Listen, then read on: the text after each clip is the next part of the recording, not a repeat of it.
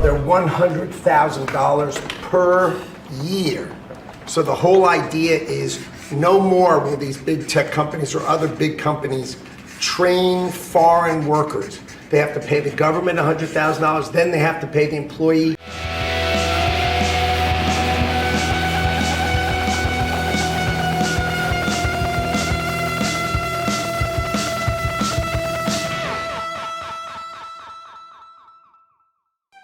दोस्तों, अमेरिका पूरी तरह से ब्लैकमेलिंग पर उतर आया है।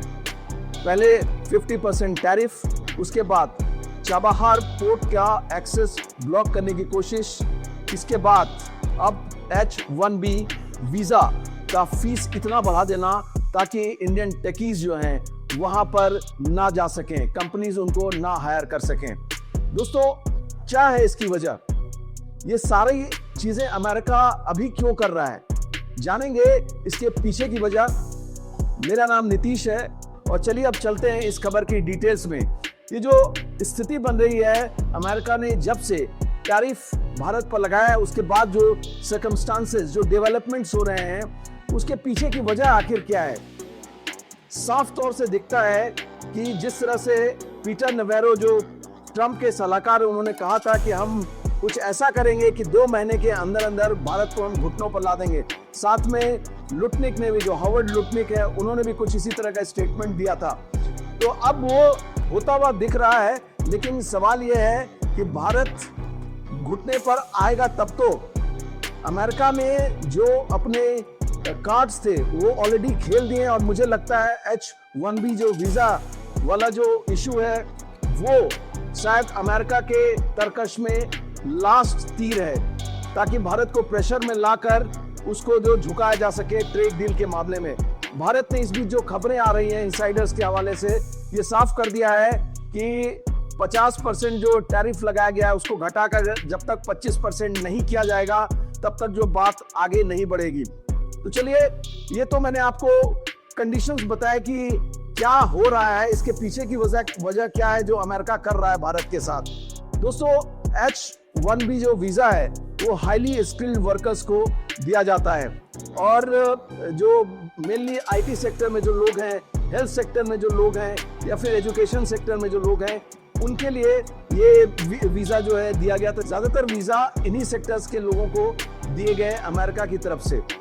अब अमेरिका ने क्या किया है, जो H1B वीजा की फीस होती थी, अमेरिकन कंपनीज जो हायर करती थी, तो पहले ये हायरिंग फीस H1B वीजा की ये एप्लीकेशन फी थी वो $1,000 थी। अब इसको बढ़ाकर ट्रंप ने कर दिया है $1 लाख।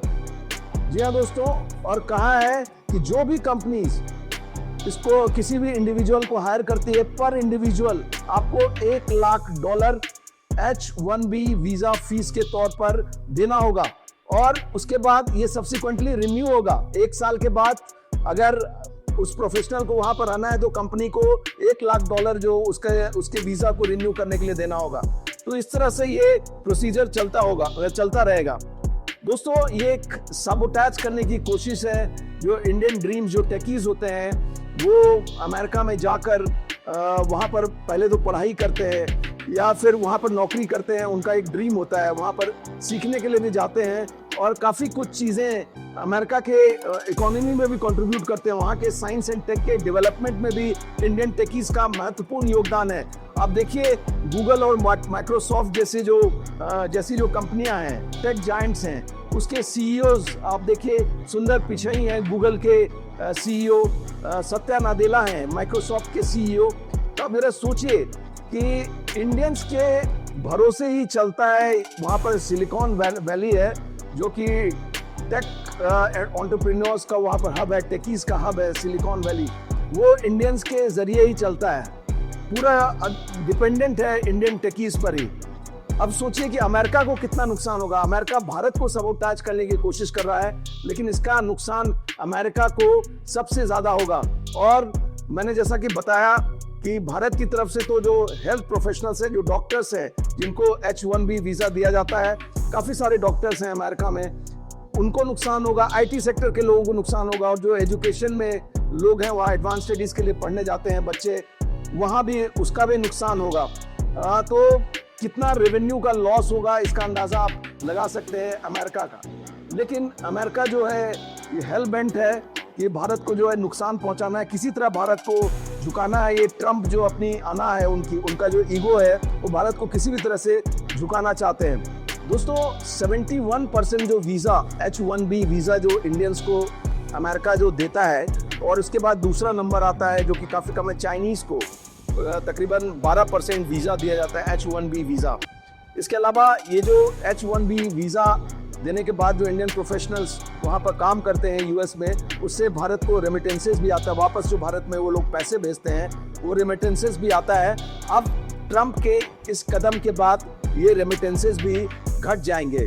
जो अमेरिकन ड्रीम्स होता था टेकी का कि वहाँ जाकर सेटल करना और उसके बाद वहाँ पर काम करना, सेटल करना, वो जो है उसको टेम्परेरी धक्का लगा है।